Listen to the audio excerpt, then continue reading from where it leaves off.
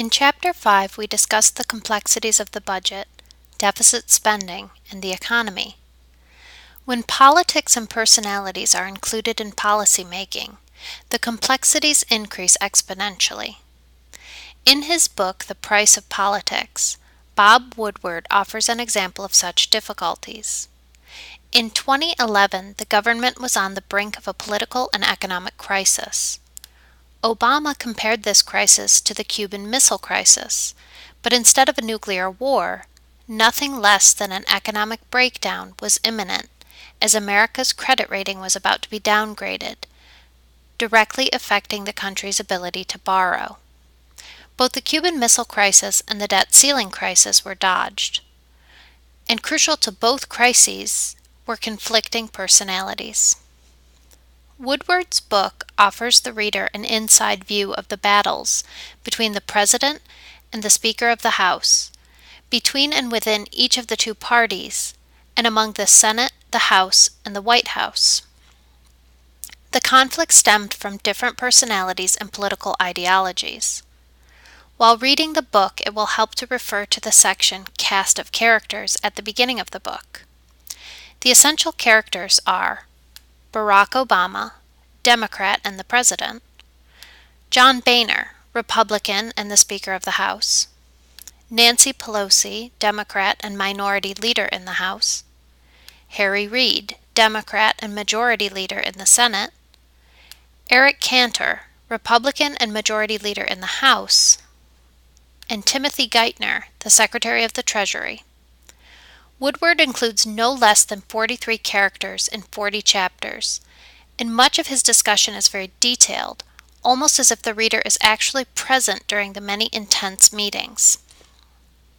Needless to say, the book can be at times difficult to follow, especially if one is unfamiliar with national politics and policy making.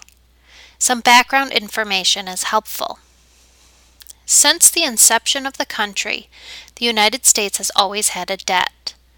Indeed, Alexander Hamilton, the first Secretary of Treasury, saw the debt as an advantage. As long as we owe money, the creditors, at that time other countries, would do their best to see that the country survives, if only to be paid back. Hamilton argued that a national debt is a national treasure. As of 2015, the national debt is around $18.1 trillion. Increasing the debt allows the government to pay for goods and services, mandatory and discretionary spending, without greatly increasing taxes. The government must prioritize possible outcomes.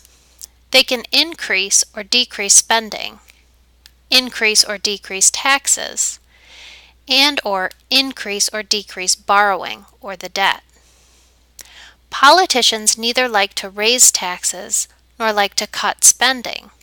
Doing either or both often results in enraged constituents. Consider President George H.W. Bush. He enjoyed a very high approval rating in the late 1980s. But in 1990, despite promising not to raise taxes in his 1988 campaign, he raised taxes.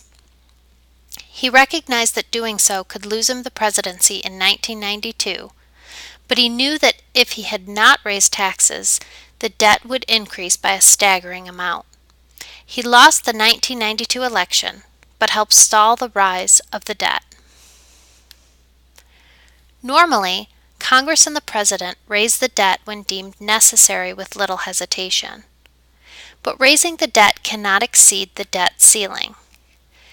The United States is somewhat unique in that it has a debt ceiling. Other countries either spend in accordance to the budget, or their debt ceiling is so high they cannot possibly surpass the limit. The debt ceiling makes the United States different in theory from most countries, but in practice they are the same. If spending appears to surpass the debt ceiling, Congress and the President simply raise the debt ceiling. Every president since Harry Truman raised the debt ceiling. However, in 2011, things were different, and raising the debt ceiling became problematic. It might compromise America's credit rating. Traditionally, American national government is about compromise. We have a system of checks and balances. To pass into law, a bill must pass the House, the Senate, and must not be vetoed by the President. If the President vetoes a bill, Congress can override it with a two-thirds majority in both the House and Senate. Often, about 50% of the time, the national government experiences divided government, where the opposing party of the President controls either the House or the Senate or both. Over the years, divided government forced the two parties to compromise, often achieved through log rolling. For example, a Democrat might vote against her party if she can be sure that some Republican will vote against his party in support of her bill. It is common for members of a party to cross party lines and vote for a bill of the other party. A further element contributing to consensus building is the popularity of a president. In the 1980s, Ronald Reagan, a Republican, was very popular, even among many Democrats, often called Reagan Democrats. Reagan Democrats placed pressure on their Democratic representatives to support Reagan's conservative policies.